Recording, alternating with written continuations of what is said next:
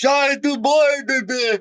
Tamo nós começando mais um Incuteste da Faculdade Metropolitana. Hoje, sobre os cuidados técnicos do nosso glorioso Zé Mafra. E para falar de impactos econômicos da Copa do Mundo. Para começar a falar com a gente sobre o assunto, o economista Maurílio Benite. Bom dia, Maurílio. Bom dia, Gabriel. Muito obrigado pela oportunidade. Uma satisfação estar aqui. Qual que é o impacto da Copa do Mundo sempre na economia brasileira? Já que o futebol é esse colosso que é no país. Olha, a Copa do Mundo, ela é um evento para o brasileiro. A gente está falando do esporte mais amado pelo mundo afora. E o Brasil tem um histórico, acho que não precisamos de ficar debatendo a respeito, porque é uma evidência, né? Especialmente perante o público masculino, mas de uma maneira geral, o futebol é a paixão do brasileiro quando se trata de atividade esportiva, especialmente quando for competitiva. A mão de obra brasileira no futebol é uma das mais reconhecidas no mundo há muitas décadas.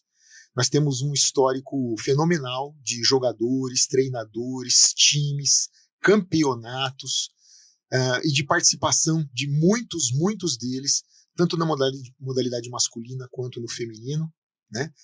Inclusive em clubes internacionais. Enfim, falar de futebol é diretamente associado à própria cultura brasileira. Agora, a gente está falando aqui sobre o papel da Copa do Mundo na economia. Esse papel já foi mais intenso, porque, de fato, se observa que nós já tivemos uma paixão mais intensa pela seleção. Pelos mais diversos aspectos, não sou um grande especialista para falar o porquê seria isso, talvez um pessoal ligado ao marketing esportivo possa dar uma explicação mais adequada, muito embora... Assim, eu acho que consigo. Existe o fenômeno CBF, né? E hoje, os jogadores que fazem parte da seleção quase não jogaram no Brasil. Eles saem muito cedo daqui. Então não tem essa ligação como tinha antigamente. Eu vou ver o jogador do Palmeiras, eu vou ver o jogador do São Paulo, eu vou ver o jogador do Vasco. Hoje você vai ver o jogador do Manchester. E assim, os amistosos do Brasil durante o ciclo de 4 anos, uma Copa, são todos realizados fora do Brasil. A gente não tem amistoso no Brasil, então essa ligação ficou perdida. Olha, eu tenho pessoalmente uma concordância plena com o que você disse. Tenho também essa percepção. Até podemos puxar alguns exemplos. Quando os jogadores saem muito jovens daqui, eles saem desconhecidos. A gente tem algumas poucas e notáveis exceções, como, por exemplo, o Endrick e o Estevão, que são, sim, já admirados por estarem ligados, por exemplo, ao Palmeiras. Mas quando você pega grande parte dos jogadores que são tanto titulares quanto reservas... Sim, muito bem lembrado. Se bem que acho que o Vinícius Júnior sai um pouquinho mais velho, mas enfim, ainda saiu muito jovem, né? E, de fato, eu sou de 1971, te asseguro, você me parece que não tinha nascido ainda nos anos 80 e talvez nem nos anos 90. Era uma loucura. Upa, mas você era muito pequeno para lembrar das Copas de 82, de 82 e 86 você nem nascido era, né? 90 que o Brasil perdeu de uma maneira dramática, né? Jogando bem melhor e perdendo num lance por conta do Diego Maradona. Enfim. E também existe um tema que a gente vai entrar daqui a pouco, que é o lance da polarização. Sim. É uma coisa muito interessante e característica, né, do nosso país, ultimamente. Eu tinha montado essa pergunta no roteiro e vou entrar nela agora. Como é que essa polarização que infestou o Brasil pode afetar nesses impactos econômicos da Copa? Olha, quando a gente fala de impacto econômico, a gente fala essencialmente de impacto em emprego e renda. Sim. Certo? A polarização política, a priori, tende a ter um efeito menor no que diz respeito a esses dois elementos. O que a gente percebe quando, por exemplo, enquanto economista calcula o PIB de um país ou de uma região, é que o PIB, via de regra, é uma aproximação, mas é uma aproximação muito precisa, ou relativamente precisa, é que o consumo das famílias, o consumo do governo, ele representa cerca de 70% do PIB. Fato é que o consumo ele é afetado pela Copa do Mundo diretamente, não é isso? A gente tem alguns setores que se beneficiam intensamente. Alimentação, bar. Sim, vestuário, agência de viagem, companhia aérea, né? São atividades econômicas que têm um incremento no seu faturamento. É importante lembrar que o horário do jogo conta. E na primeira fase, o Brasil joga a partir das 19 horas. Não joga nenhum dia de tarde. Aí, dependendo da classificação, vamos supor que o Brasil se classifique. Se o Brasil se classificar em primeiro lugar na primeira fase... Que é óbvio. Não sei dizer. O esporte está cada vez mais competitivo, né?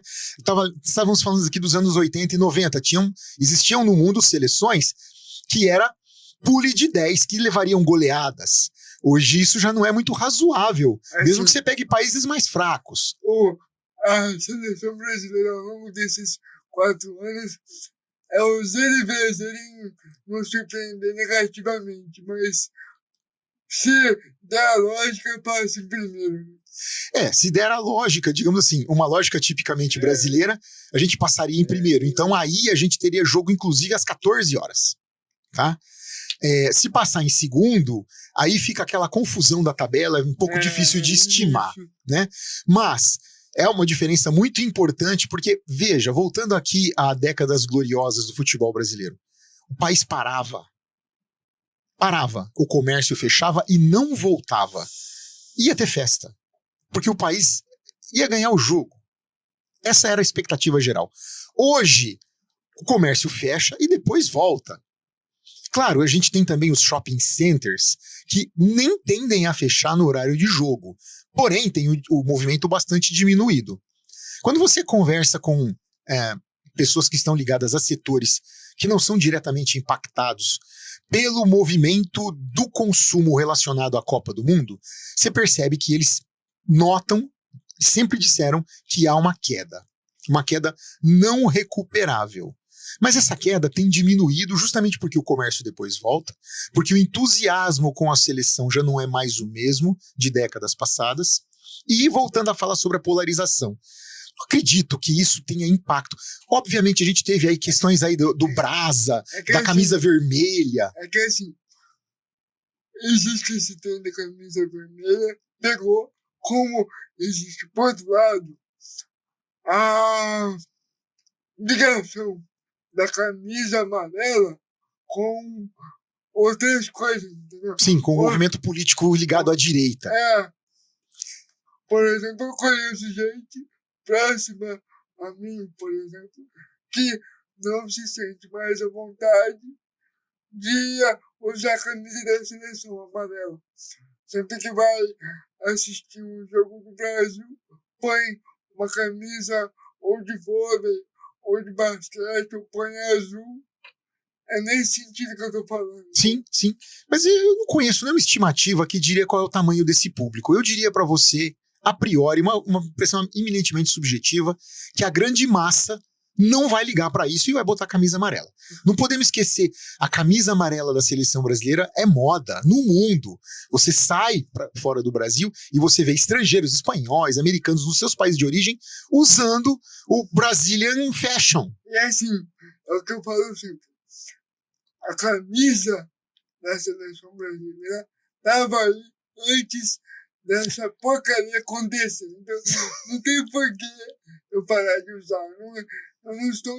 Eu estou usando a camisa de um time de futebol que é o time mais famoso do mundo. E eu duvido que um americano pare de usar, por exemplo, a camisa da seleção de basquete se um dia isso ficar ligado ao Trump ou Obama, por exemplo. Eu tenho uma impressão também muito semelhante à sua nesse caso, e aqui voltando à vaca fria, né, falando sobre o impacto econômico, eu insisto que não vejo que isso teria um impacto positivo ou negativo no movimento de consumo ligado ao evento Copa do Mundo.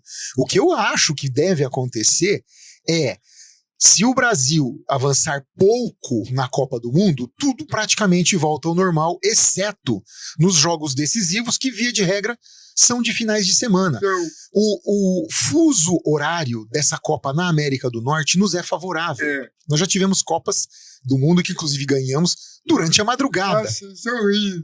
Era complicado, mas eu tenho certeza que todo mundo ficava acordado. Jogos pingando de sono. Ou ficava ligadão na hora do jogo e depois passava o dia inteiro no trabalho com aquela cabeça de ressaca. Era na minha época estudantil, ou você faltava ou você ia direto pra escola, no dia da opção. Era bem isso mesmo.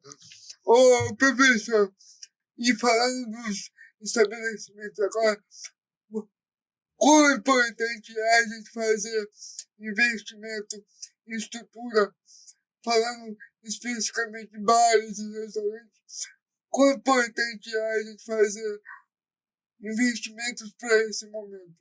Olha, a Copa do Mundo é um evento sazonal. Então ela vai aumentar o movimento em bares, restaurantes, hotéis, companhias aéreas, agências de turismo, certo? Momentaneamente durante um prazo conhecido. Então, via de regra, o que esses estabelecimentos fazem geralmente é reforçar os estoques e o quadro funcional de forma temporária e de forma também pontual. Supondo que porque o Brasil nas últimas 3 Copas avançou até as quartas de final. Então as últimas 2 rodadas, aquelas que mais trazem intensidade, né, do envolvimento do torcedor, do folião brasileiro, elas ficaram de fora da nossa agenda. Supondo que isso se repita esse ano, então tem uma perspectiva. A final da Copa, eu não lembro exatamente a data, mas deve ser mais ou menos no meio do mês de julho. É 12 de julho. Isso. Então, se o Brasil for até o dia 12 de julho, assim esperamos, temos sempre muita expectativa, nós vamos ter um movimento estendido. Eu tenho só esperança, viu, professor? Olha, o jogo é jogado, né? Sabe como é? Eu sou admirador do Comercial Futebol Clube e já vi muita coisa acontecer no futebol, né? Tem torcidas de times de grande porte no Brasil que dizem que são torcedores sofredores. Por favor, acompanhem o Comercial e vejam como que é apaixonante e ao mesmo tempo sofrido admirar o time. Meu melhor amigo foi assessor do Comercial, ele trabalhou no Comercial. E eu tenho um outro amigo que é fanático pelo Comercial também e participa do dia a dia do clube. O sofrimento deles é uma coisa surreal, assim, é inacreditável. É inacreditável. Mas a persistência é o que faz parte da nossa vida. O torcedor comercialino é muito mais persistente, proporcionalmente apaixonado, do que o torcedor botafoguense. Olha, eu desconheço no Brasil, obviamente eu não sou essa referência toda em termos nacionais, mas de minha parte eu desconheço no Brasil uma torcida mais apaixonada, fiel e presente, mesmo que relativamente pequena, do que a do Comercial. Você não tem menos de 2.000 torcedores em qualquer jogo do Comercial, em qualquer fase e em qualquer campeonato. E eu brinco que o estádio de futebol é o único lugar de consumo que você é maltratado de volta. Justamente por conta da paixão, né? A própria seleção brasileira. A seleção brasileira, nos últimos, 15 anos, não te oferece nada em troca da sua paixão. Mas nada. Nada. A gente teve uma expectativa, né, de ter um time bastante competitivo na até a Copa de 2014. De fato, tivemos, né?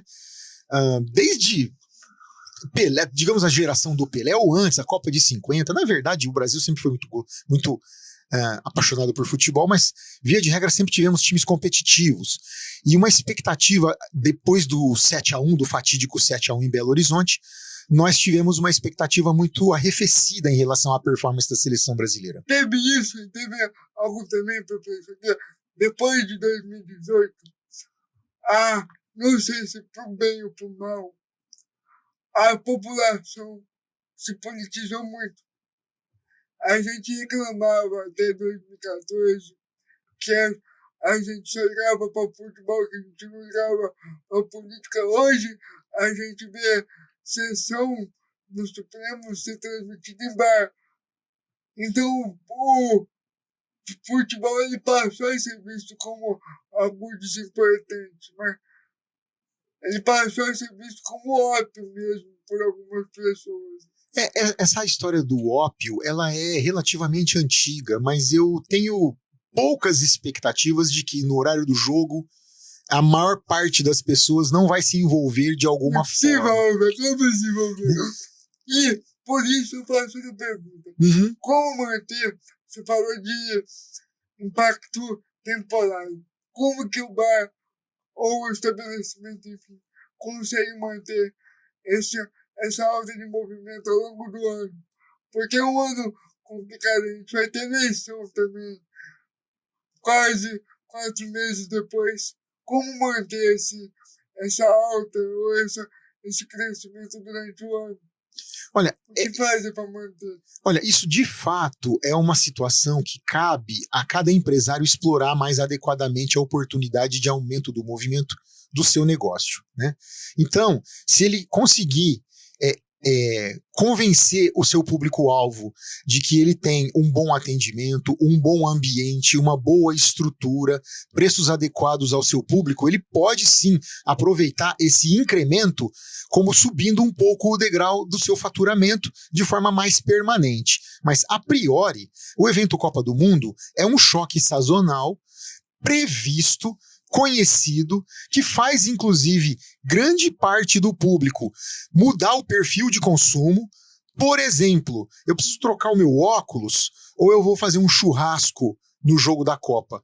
Muitas pessoas vão esperar um pouco para trocar o óculos e fazer o churrasco no jogo da Copa. Mas isso, conforme ele disse, é sazonal. Então, vale muito mais a gente esperar a capacidade de incrementar o seu negócio de cada empresário individualmente do que esperar que esse choque vai representar, de fato, um aumento permanente no faturamento das empresas que são positivamente impactadas. É que assim, a gente vê, por exemplo, no Natal, contrata-se muito funcionário e muitos funcionários acabam ficando.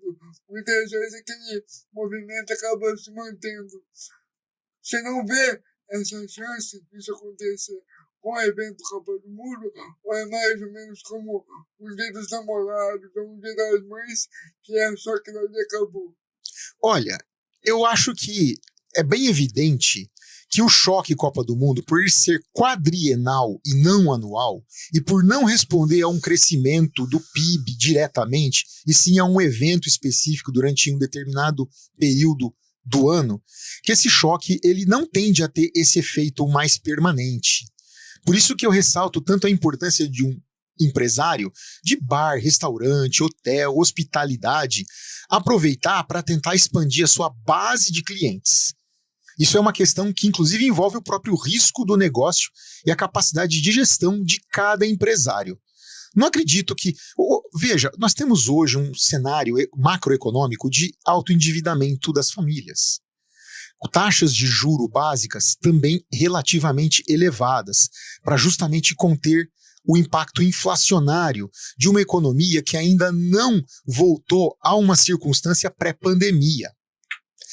A pressão inflacionária... Ainda não voltou? Não, a pressão inflacionária que a gente sofre e que gera as taxas básicas de juros altas como elas são, elas vieram da expansão de gastos durante a pandemia para manter a renda de pessoas mais vulneráveis. Lembre que programas assistenciais cresceram muito e rápido durante o governo Bolsonaro e não retornaram aos níveis anteriores por conta de toda a circunstância da economia. Então isso pressiona a inflação. Por outro lado, as pessoas estão endividadas e endividadas a juros caros no Brasil. Existe um contingente proporcional populacional relativamente grande de pessoas com débitos em aberto. Vamos considerar que dívida como aquilo que você contraiu, mas está atrasado, né? Se você, por exemplo, financiou um imóvel e tem uma dívida para pagar em relação àquele imóvel, mas está em dia, vamos deixar esse pessoal de fora. Ai, meu cartão de crédito. Que é certamente a pior dívida possível, Gabriel, seguida pelo cheque especial. Porque, saindo um pouco do tema, apesar sim, sim. Mas os bancos inventaram a pior droga, o pior alucinógeno que existe, que é o Pix do crédito. Nossa senhora. Todo Pix no crédito é pra arrebentar a vida do peão. É pior que um amor mal curado.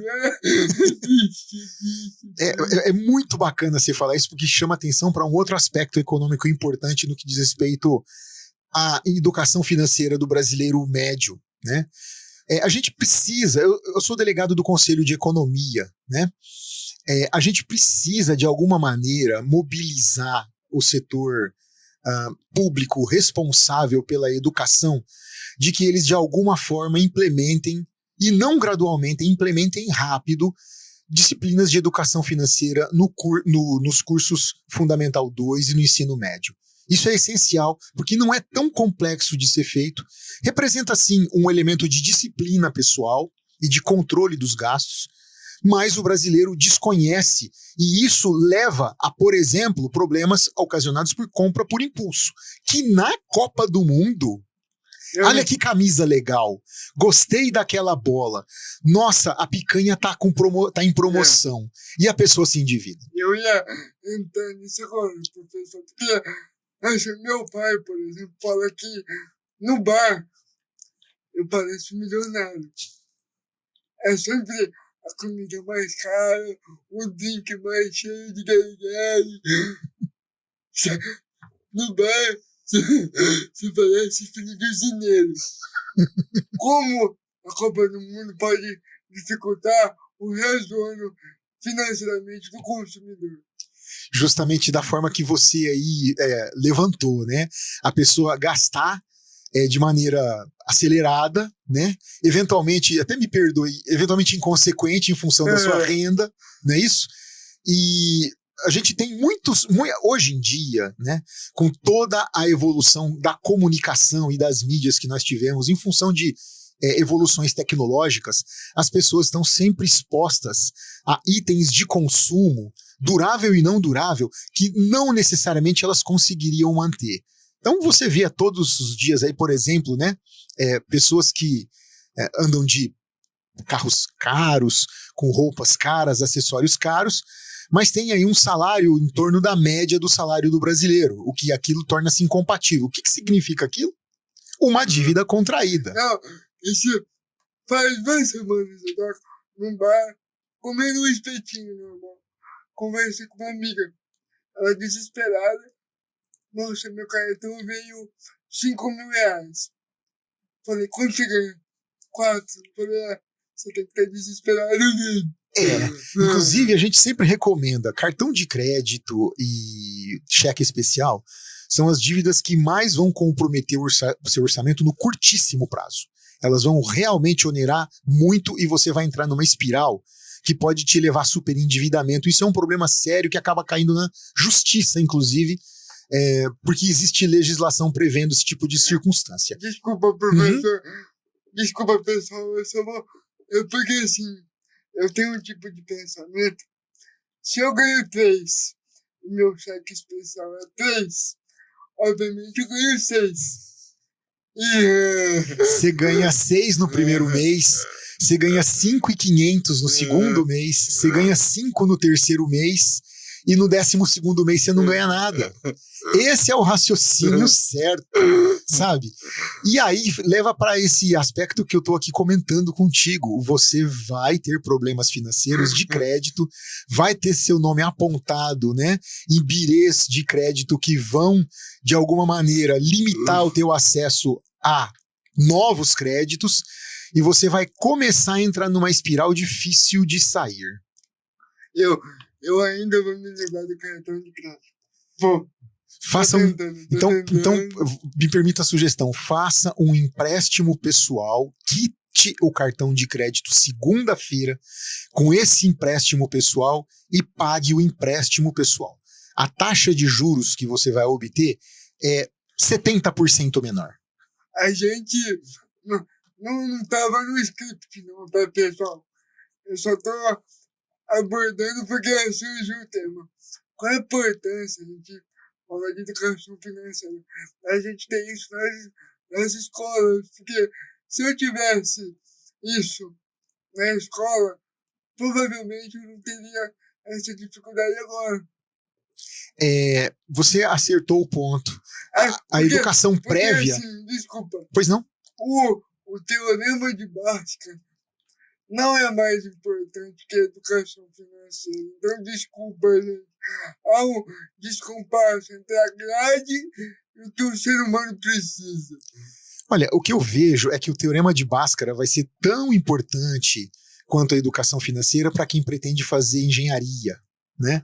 A gente não entende porque não adianta para uma criança de 10 anos explicar como que você faz uma ponte, não é isso? Onde o teorema de Bhaskara vai ser a base para você poder tratar de cálculo estrutural. Mas voltando aqui, a educação financeira, de fato, ela atinge a todos nós. Todo mundo que tem uma certa renda vai precisar lidar com o dinheiro. E a educação, veja, por que a gente aprende que tomar banho é importante, escovar os dentes é importante? Porque alguém disse pra gente, alguém mais velho, a gente aprende sempre por exemplo. A gente aprende a falar imitando pai e mãe, por exemplo, não é isso? A gente aprende a andar olhando as pessoas maiores andando e tentando acompanhar.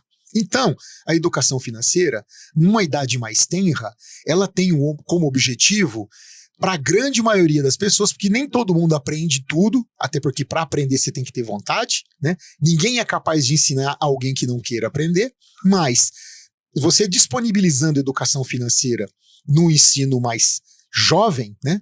Para as pessoas mais jovens, para os indivíduos mais jovens, para as crianças e adolescentes, implica que você vai ter uma melhoria, um improvemento, né, da relação dessas pessoas com o dinheiro na fase adulta, né? Porque tudo implica em controle, monitoramento e disciplina. O dinheiro é um bem que você tem. Então, o que você vai fazer desse bem depende, claro, muito da sua habilidade. Tem indivíduos que sabem de maneira inata, indivíduos que aprendem de maneira educacional a como lidar melhor com o dinheiro e, eventualmente, até fazer o dinheiro gerar mais dinheiro, gerar riqueza. E tem indivíduo que acha que o dinheiro é um recurso a ser utilizado de curto prazo, que vai ser depletado e, consequentemente, num próximo período, eu vejo o que eu faço. É porque assim, professor, eu dei o exemplo do teorema de Bhaskara porque foi o primeiro que me veio. Sim, sim. O senhor falando, a gente aprende no colégio conteúdos que na teoria deviam ser setorizados. Porque planície, planalto, para mim, é pessoa que vai fazer engenharia ou psicologia não vai usar. Nada é tão geral quanto a educação financeira. Eu tenho dificuldade de pensar uma coisa diferente da sua. Mais geral do que educação financeira, português e matemática. Não, a matemática financeira, inclusive. Sim. A matemática financeira é uma coisa que já acredito que seja, sim, útil. Deveria compor, né, as bases nacionais curriculares. Porém, ela já é um pouquinho mais avançada e demanda um conhecimento prévio de matemática básica. Mas para pessoa, sei lá, do nono ano, de oitava série... Não, no nono ano dá para fazer, tranquilo. Dá para fazer. Dá. Sétima série, sexta dá série. Também, na sétima também dá. Porque, assim, na sexta série da minha época, a gente, a prova de matemática foi preencher um cheque. Hoje, praticamente, não existe mais cheque.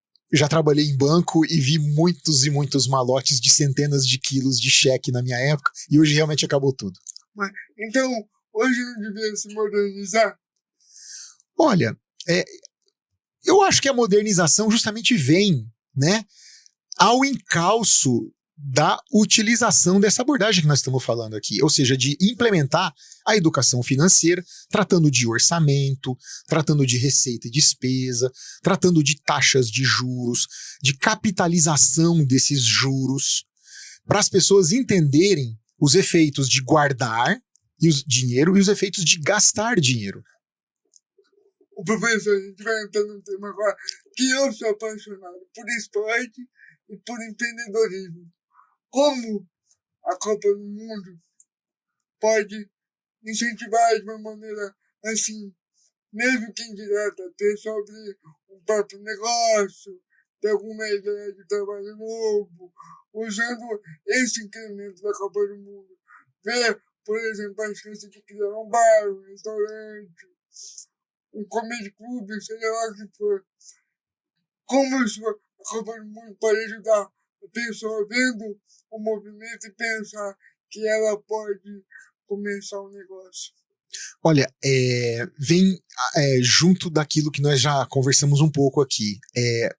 A criatividade do empreendedor, ela é a mola mestra da sua própria capacidade de criar riqueza.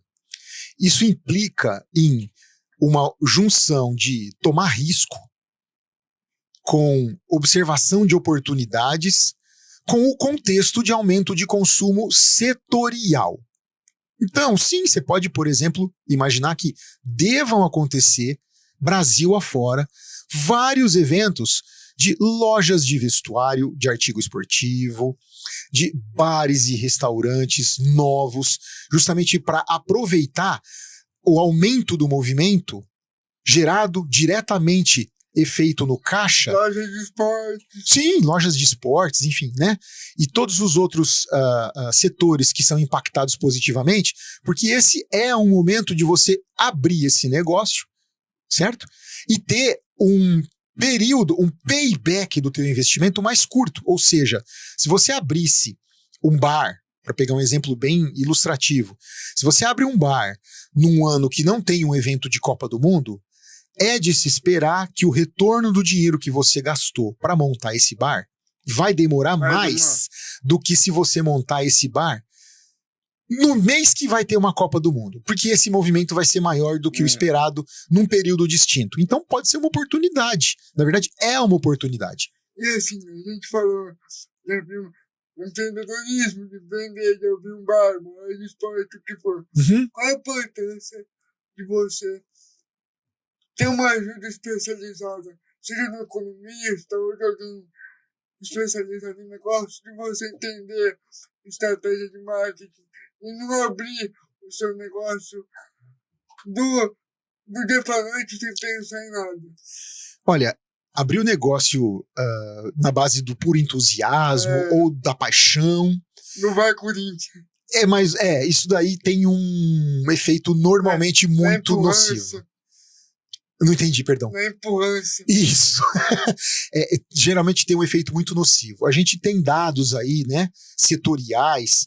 O Sebrae é muito competente no serviço que ele presta às micro e pequenas empresas brasileiras, e eles têm uma pesquisa bienal que trata justamente do tempo em que as empresas novas no Brasil sobrevivem, né?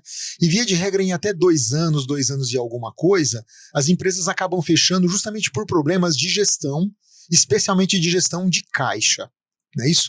Então o empresário precisa, preferencialmente, ou eu diria, na verdade, eu quero até reformar minha palavra, o empresário precisa obrigatoriamente, sob uma ótica responsável com o seu próprio patrimônio, abrir um negócio quando ele conhece a atividade, conhece o mercado, conhece a operação e tem recursos disponíveis para ele manter o negócio até o negócio passar a ser rentável. Porque assim, eu conheço uma pessoa próxima a mim, ela trabalha com construção, tá? Ela é empreiteira.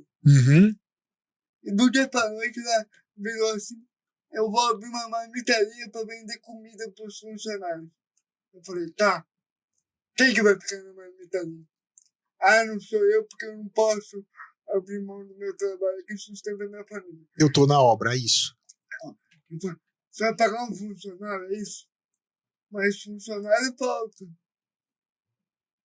Funcionário tem doença, tem problema com filho, sei lá. E qual vai ser o valor que você vai vender? Ah, R$45, mas é coisa congelada. Não tá caro. Resumindo, não dá 3 meses de operação. Ah, ele abriu. Tá devendo até hoje. Ufa. Olha, montar uma empresa, ela é um exercício não só de trabalho, mas também um exercício intelectual e principalmente de planejamento, né? Você ilustrou com palavras bem objetivas razões que levam ao fracasso de novos negócios. A grande maioria dos novos negócios quebra Olha, quebra justamente porque o empresário que não planeja o que vai fazer, ele está fadado ao fracasso. Isso é uma circunstância quase que imperativa, porque dificilmente você vai conseguir entender ou criar um novo mercado, especialmente se você for pequeno. Você vai ser rapidamente copiado, inclusive, se fizer isso. Então, via de regra, o pequeno empreendedor vai entrar num mercado que já é competitivo. Esse mercado competitivo implica em que, desde o primeiro momento, você tem uma pressão, né, tentando tomar os seus clientes, disputando o teu faturamento. E, via de regra, você não é grande o suficiente para ter condições de crédito e de compra dos seus insumos que permitam você ter uma gordura, uma margem no teu preço. Isso é uma receita clara, prevista para o desastre. Sim, para o desastre. Essa mesma pessoa decidiu um dia, aí eu vou abrir um bar em sociedade com um amigo meu. O local que ele achou era em frente. Quem conhece Ribeirão sabe o Bar da Celina. Ah, claro, claro. Em frente o Bar da Celina, que já é abarrotado de gente. Tipo, você tem que vender o seu ticket médio muito baixo para tentar competir com o Bar da Celina. Conclusão, veio a pandemia, fechou. Olha, talvez ele tenha fechado muito mais por conta da pandemia, porque muitos empresários do setor demoraram a entender, e se eu fosse um deles, eu talvez estaria nesse time, demoraram a entender que a saída, naquela circunstância, era o delivery. Então, muita gente no setor realmente teve problemas desse tipo. Agora, o Bar da Celina é um bar tradicional, com muito movimento, voltado a um público muito numeroso, um público de classe média a priori, porém ele criou um ponto. Você tem outros exemplos aqui, por exemplo, no centro de Ribeirão Preto, que empresários fizeram a mesma coisa em frente a bares famosos e estão competindo em pé de igualdade. Então, o que isso significa? O ponto provavelmente não era o problema, ou não seria o problema. O problema ali talvez fosse, excluindo o evento pandemia, que é um choque imprevisto e um choque muito grave, o problema seria, por exemplo, a gestão financeira, a disponibilidade de capital de giro do dono desse bar de frente ao bar da dona Celina, porque existe movimento ali. Vai despertar interesse em pessoas de conhecer o bar novo, vai captar os clientes que vão no bar mais antigo e não tem mesa. E o setor de alimentação ou de bares e restaurantes é um setor que sempre movimenta dinheiro.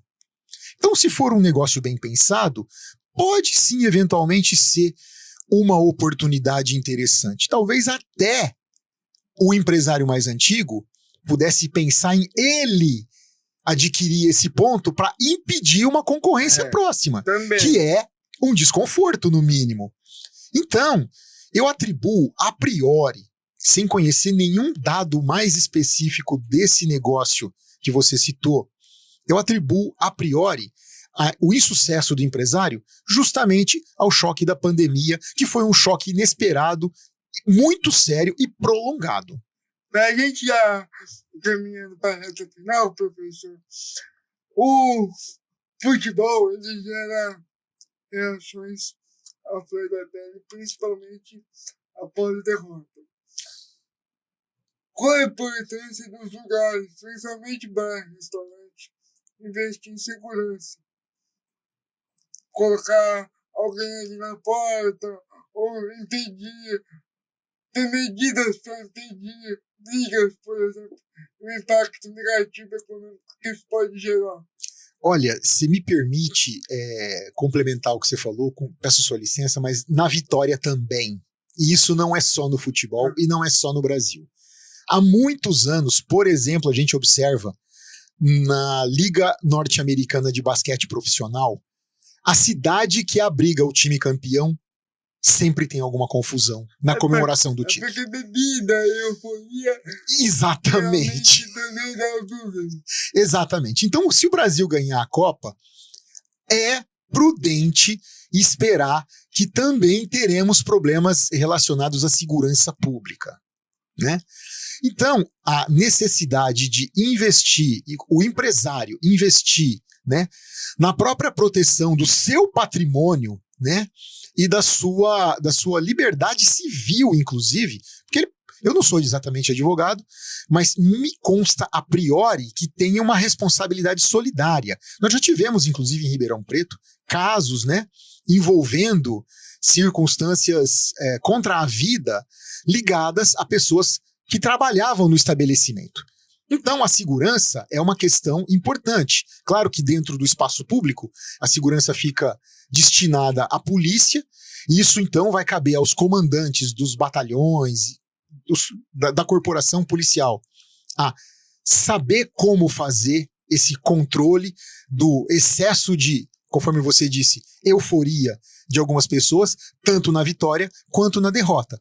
Uma derrota esperada geralmente não traz tanto... Se o Brasil perder pro Japão, por exemplo, na segunda fase, é bom investir em segurança.